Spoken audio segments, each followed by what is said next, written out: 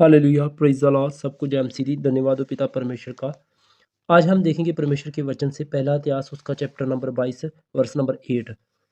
परंतु यहोवा का ये वचन मेरे पास पहुंचा, तूने लहू बहुत बहाया है और बड़े बड़े युद्ध किए हैं, इसीलिए तू मेरे नाम का भवन ना बनाने पाएगा, क्योंकि तूने भूमि पर मेरी दृष्टि में बहुत लहू बहाया है। देख, तुमसे एक पुत्र उत्पन्न होगा जो शांत पुरुष होगा, और मैं उसके चारों ओर के शत्रुओं से उसे शांति दूंगा। उसका नाम सुलेमान होगा, और उसके दिनों में मैं इसराइल को शांति और चैन दूंगा। वही मेरे नाम का भवन बनाएगा और वही मेरा पुत्र ठहरेगा, और मैं उसका पिता, और उसकी गद्दी को मैं इसराइल के ऊपर सदा के लिए स्थिर कर दूंगा। जहाँ लिखा है कि परमेश्वर का दास राजा दाऊद जो था वो परमेश्वर के लिए भवन बनाना चाहता था, मगर परमेश्वर ने मना कर दिया कि तू मेरे लिए भवन कभी नहीं बनाने पाएगा, क्योंकि तूने इस पृथ्वी पे बहुत सा खून बहाया है। मगर तुमसे एक पुत्र उत्पन्न होगा, उसका नाम सुलेमान होगा, और वो एक शांत पुरुष होगा। तो उसके दिनों में मैं इसराइल को शांति और चैन दूंगा। वही मेरे नाम का भवन बनाएगा और वो मेरा पुत्र ठहरेगा, और मैं उसका पिता ठहरूंगा, और उसकी राजगद्दी को मैं सदा के लिए स्थिर कर दूंगा। मगर इसके अलावा एक आयत और लिखी है, पहला इतिहास उसका चैप्टर नंबर 28 वर्स नंबर 7 में लिखा है कि यदि तू मेरी आज्ञा को माने, तो मैं तेरी राजगद्दी को इसराइल के ऊपर सदा के लिए स्थिर मान कर दूंगा। और हुआ क्या कि परमेश्वर का वचन कहता है कि जो सुलेमान बादशाह था, उसने क्या किया कि परमेश्वर के लिए भवन बनाया, और काफ़ी समय तक परमेश्वर की मर्जी के अनुसार चलता रहा, और उसके बाद उसका मन यहोवा की ओर से फिर गया। और उसके मन फिरने का कारण क्या था? उसकी पत्नियाँ, क्योंकि उसकी पत्नियाँ थी 1000। लिखा है दूसरा राजा उसकी verse number chapter number 11 verse number 9 में कि सुलेमान का मन यहोवा की ओर से फिर गया। और उसके मन फिरने का कारण उसकी पत्नियाँ थी, क्योंकि उसकी पत्नियाँ में से बहुत सी ऐसी थी जो अन्य जाति थी, और वो मूर्ति पूजा करने वाली थी, और मूर्ति पूजा करने की वजह से सुलेमान का मन भी परमेश्वर यहोवा से फिर गया, क्योंकि सुलेमान भी उनके पीछे चल के मूर्ति पूजा करनी शुरू कर दिया था। इसी वजह से उसका मन यहोवा की ओर से फिर गया, और परमेश्वर ने उसके राज्य को 2 हिस्सों में बाँट दिया। उसका राज्य भी 2 हिस्सों में बँट गया। और ऐसे पाप, ऐसे घिनौने काम उस समय से लेके अब तक, यानी कि 600 बीसी तक ऐसे ही चलते रहे। जितने भी इसराइल में राजे हुए, सब ने पाप किया, सब ने ऐसे दुष्ट काम किए। और लास्ट क्या हुआ कि 600 बीसी के करीब बाबल देश का राजा नबूकदनेस्सर इसराइल पे चढ़ाई करता है, और जो सुलेमान ने भवन बनाया था उसको नष्ट करके, उसको जला के, सारे लोगों को बंदी बना के बाबल देश को ले जाता है 70 साल की गुलामी के लिए।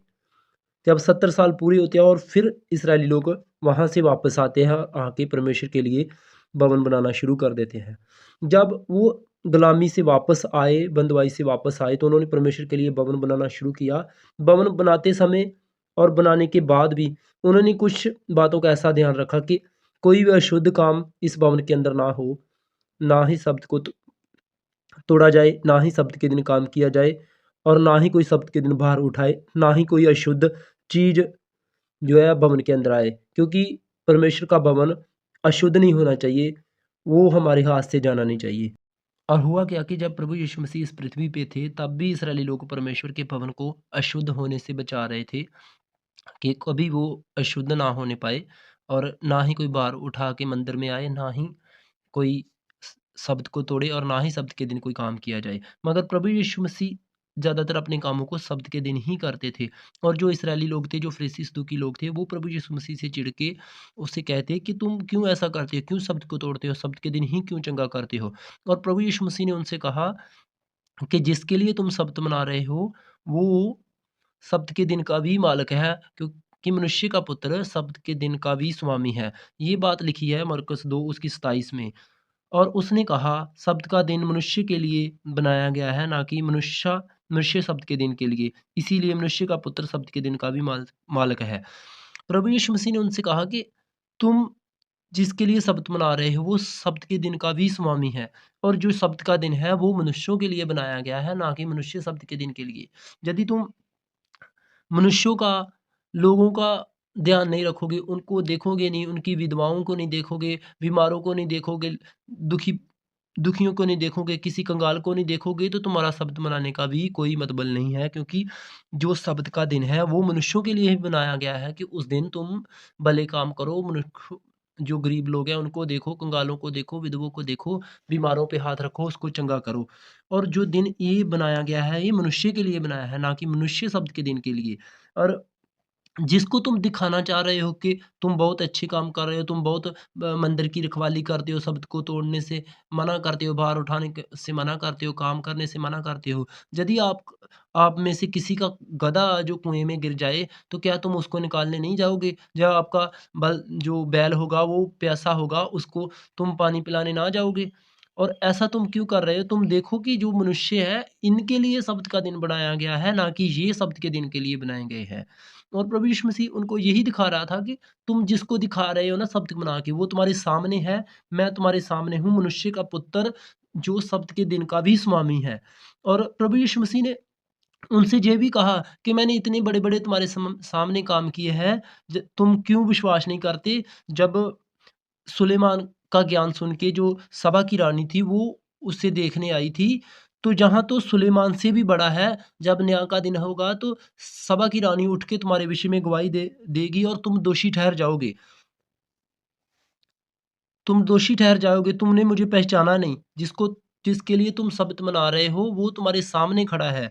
और रही बात सुलेमान की भवन बनाने की, वो प्रभु परमेश्वर के वचन में लिखा है कि सुलेमान ने परमेश्वर का भवन बनाया और वो भवन फिर ढा दिया गया और ना तो वो इसराइल को शांति दे पाया और ना उसको चैन दे पाया और ना ही उसकी राजगद्दी सदा के लिए स्थिर रही। प्रभु यीशु मसीह ने हमारे लिए अपनी जान दी, क्रूस पे अपनी जान दी, हमारे पापों अपने हमारे गुनाहों की खातिर अपनी जान दे के हमें छुड़ाया और हमें परमेश्वर का मंदिर बना दिया।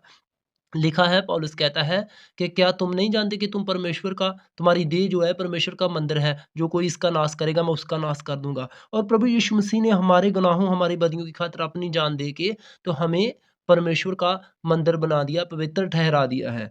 और रही बात इसराइल को शांति देने की, तो जब प्रभु यीशु मसीह का 1000 साल का राज्य आएगा, तब वो सब इसराइली लोग शांति और चैन पाएंगे और प्रभु यीशु मसीह सदा का राजा होके उसकी राजगद्दी सदा के लिए इसराइल पे, इस पृथ्वी पे सदा के लिए परमेश्वर राज करने वाला है 1000 साल से लेके और नए आकाश और नई पृथ्वी तक। ये प्रभु यीशु मसीह ही हमारा राजा हो जाएगा, क्योंकि वही राजों का राजा और प्रभुओं को प्रभु है। और वही ये बात कह रहा है कि सभा की रानी उठकर तुम्हारे विषय में गवाही देगी कि तुमने उसे कबूल क्यों नहीं किया, तुमने उसे देख के उस पे विश्वास क्यों नहीं किया, क्योंकि मैं तो सुलेमान से भी बड़ा हूँ। तो सुलेमान से बड़ा कौन हो सकता है? क्योंकि सुलेमान तो बुद्धि से भी बहुत महान था, उसके काम भी बहुत महान थे और सबसे अमीर और सबसे तगड़ा राजा पूरी पृथ्वी में वही था। तो परमेश्वर प्रभु यीशु मसीह कह रहे थे, यहाँ सुलेमान से भी बड़ा है। तो सुलेमान को बुद्धि देने वाला, जो उसकी बुद्धि के चर्चे सुन के सभा की रानी आई थी, तो उसको बुद्धि देने वाला ये कह रहा है कि यहाँ सुलेमान से भी बड़ा है और सुलेमान को बुद्धि देने वाला ही उससे बड़ा हो सकता है।